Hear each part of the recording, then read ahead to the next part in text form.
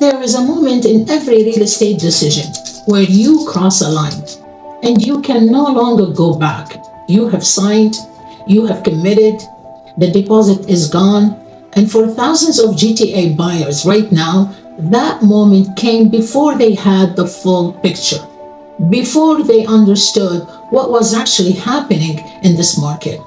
I don't want that to be you. So before you do anything, you need to watch this video.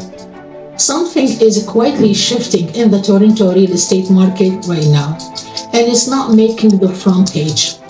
While buyers are being told to act fast, to not miss out, to get in before it's too late, the data is telling a completely different story.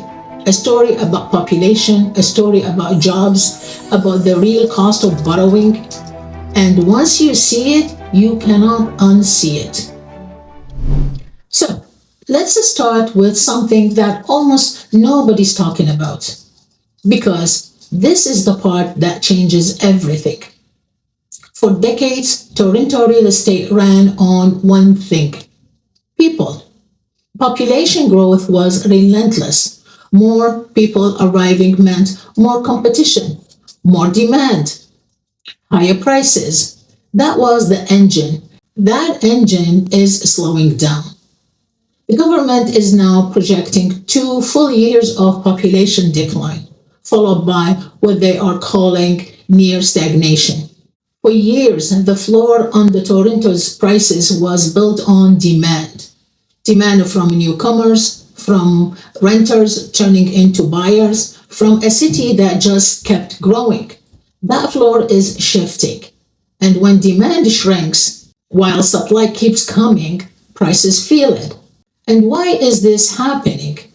The government has significantly tightened non-permanent resident visa, the international students, the temporary workers, for people who were absorbing rentals and feeding first-time buyer demand. That pipeline is being turned off. Now add unemployment on top of that. Toronto is approaching a level we have not seen in very long time. When people lose income stability, they don't buy homes. They wait, they hesitate, they pull back. And the fewer buyers means less competition, which sounds great until you already own something and you need to sell it. And here's the part that really stays with me. Among young people in the city, unemployment is running nearly double the city's average. That means young professionals are the backbone of Toronto's first-time buyer pool. If that group is struggling, the buyers who were supposed to absorb the condo supply simply aren't there anymore. And that's the demand gap hiding in plain sight, and it matters more than any headlines right now. Okay, now let's talk about borrowing, because this part does not just affect the market in general. It affects exactly how much home you can actually afford. The Bank of Canada has been aggressive. Rates went up so fast and then came down, and a lot of buyers got either squeezed out completely or stretched so thin they are one unexpected expense away from serious trouble. That means the same monthly payment that felt comfortable 2 years ago now buys you a significantly smaller home, or you stretch for the same home and have nothing left. That's the feeling of being house poor. And it's more common in the GTA right now than most people admit. And here's what's coming next. Credit is expected to tighten further. Lenders are watching inflation, they are watching unemployment, and when they get nervous, the qualification bar goes up. So that means fewer people approved mean fewer active buyers in the market. That means less access to credit means less demand. Less demand means continued pressure on prices. This isn't pessimism. This is just how the cycle works. And the buyers who understand the cycle stop being victim of it. All right, prices. Let's talk about prices.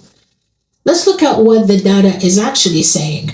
We know prices dropped significantly from their peak in 2022, but here's what a lot of people still don't realize. The correction did not just happen once and stop. Recent data shows that nearly every category of home listing has continued to see price reductions month over month. Some categories are dropping sharply. This market has not found its floor yet. Buying before the floor is found is not automatically a bad decision, but it is a risk. I'll be honest with you. And that risk deserves a real honest conversation, not a sales pitch. Here's a bit of context that I think it's important. Real estate markets move in cycles. The average cycle runs approximately 18 years. We are roughly 2 years into this correction. If history guides us, this phase does not resolve itself in a few months. The buyer who understands where they are in the cycle makes better decisions. The ones who don't tend to buy at exactly the wrong time for exactly the wrong reasons. Does that mean prices are going to collapse? No. Does it mean panic? Absolutely not. It means context matters, timing matters, and knowing where you are in the cycle change how you move. I have to say this one clearly because I see it happening too often right now. If you are considering buying pre-construction in this market, stop and listen to this part. You sign a contract today. The market delivers your unit in 3, 4, maybe 5 years. And if that market is lower than what you agreed to pay, the gap between what you owe and what the bank will lend you has to come out of your own pocket in cash on closing day. That means you have waited years, you have paid your deposit, you are finally at the finish line, and you are being told you need to produce tens of thousands more in cash immediately, or the deal dies. And if you walk away, you risk losing everything you already paid. And in some cases, the developers can still take you to court for more. There are real Ontario court cases where buyers walked away, lost their full deposit, and then owed additional damages on top of that right now. With the prices still correcting, demand shrinking, the credit is tightening. And pre-construction is not the opportunity it once was. That is not opinion. That's the market saying it. By the way, I'm Ilham Ibrahim, your real estate agent here in the GTA. I help buyers and sellers make confident real estate decisions. Making big decisions without knowing the market is exactly what separates the buyers who win in this market from the ones who get hurt. So let's talk about what's the right move actually looks like for you right now. Reach out anytime by clicking the link in the description. No pressure. All right, here's the real talk, because this is what you actually came here for. This market is not market to avoid. It's a market to understand. And when you understand it, there are real intelligent moves you can make right now. The first move is shift your mindset from fear of missing out to position. Stop asking, will I miss out if I don't buy now? And start asking, what position do I want to be in 2 years from now? Buyers who win in corrections are the ones who moved deliberately, not reactively. The urgency that developers and listings create, that designed to make you act before you think. So don't. The best deals in correcting market go to the buyers who are not desperate. Patience right now is competitive advantage, not a weakness. The second move is, if you are buying, target resale over pre-construction. In this environment, what you see is what you get. Resale gives you a real appraisal at today's value.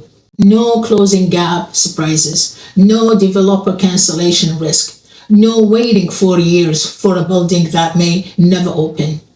Resale in a soft market gives you negotiation power. You can ask for price reduction, closing cost coverage, and conditions. In a rising market, sellers hold all the cards. Right now, you do, the buyer does. The third move, run your numbers at today's rates, not last year's. Get pre-approved, not for maximum you qualify for, but the amount that leaves your life intact if the market stays flat for 2 more years. The question is, what can you afford and still sleep at night? So if your deal only works if prices goes up, that's a bet. That's not a plan. If it works even if prices stays flat or dip, that sounds a financial decision. Build your strategy around the sound scenario. The fourth move that I recommend, pay attention to the right neighborhood. Not every part of the GTA is moving the same way. Some pockets have held value better than others. Some are seeing real opportunity right now. A blanket Toronto's market is bad statement does not help. Street level data does. This is where working with someone who knows the micro market actually matters. A good agent is not just opening doors. They are telling you which doors are worth opening right now. That's the difference between a transaction and a strategy. One last thing before I let you go. The fear of missing out is real. That feeling that if you don't buy right now, you will be priced out forever. I get it. I hear it all the time. But here's what I've learned watching this market for years. The buyers who made the most painful decisions weren't the ones who waited. They were the ones who acted out of fear instead of logic. So if buying makes sense for your life, your finances, your timeline, your situation, move forward confidently. If the only reason you are buying is because someone's made you feel like you are running out of time, that's not a reason, that's a pressure. And the pressure is not strategy. The GTA real estate market is not something to fear. It's something to understand, like population, jobs, credit cycles. These aren't boring economic terms. They are the things that determine whether your biggest purchase in life is a great decision or painful one. So if you are a serious buyer in the GTA and you want to look at your specific situation, reach out, no pressure. And if this video helped you, I highly appreciate it if you subscribe to the channel. And I'll see you in the next video. Thank you so much for watching.